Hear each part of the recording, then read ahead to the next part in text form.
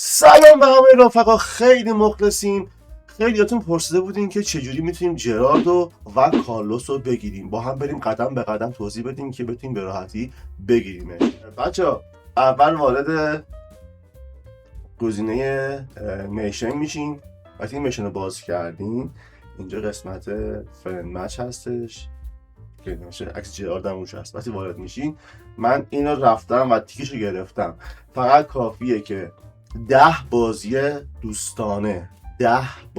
دوستانه با آدمای مختلف، نه با یه نفر، انجام بدین 100 تا سکه میگیرین و 5 تا بازی دوستانه انجام بدین، 5 تا بازی دوستانه و فرندلی با 5 نفر مختلف.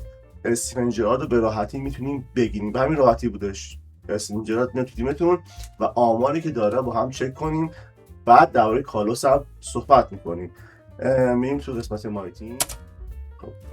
میام جای پیرلو. بچه ببینید استیون جرارد آمار خیلی خوب داره. من هنوز بهش بوست 2 ندادم، فقط من اینو اومدم مکسش کردم که به راحتی بتونیم که با هم آمارش داشته باشیم. آفیس اورنس 77، بال کنترل 87، دیدی 84 داره، تایت 87، لو پاس 94، لافت 91، فینیش 78 داره، ضربه آزاده 77، کرل 74 داره، اسپید 85 داره، اکسید 81، کیک 94، جامپ 70 و فیزیک 82 و بالانس 76 و استامین 91. بازیکن باکس تو باکس فوق‌العاده است. اگه تار نگرفتین به این راحتی میتونین استیون جرارد رو بگیرین که ازش استفاده کنین که فوق‌العاده است. اما گرفتن روبرتو کارلوس، با گرفتن روبرتو کارلوس خیلی راحته. وارد اکسترا میشین، وارد ساپورت میشین، نمیشه لینک کنامی آیدی.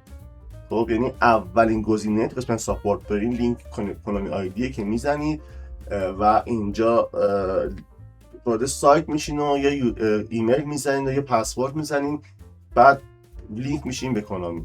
به همین راحتی لینک کارلوس رو بگیرین و استفاده کنیم و لذت ببریم. خیلی مخلصیم بچه‌ها، چاکریم.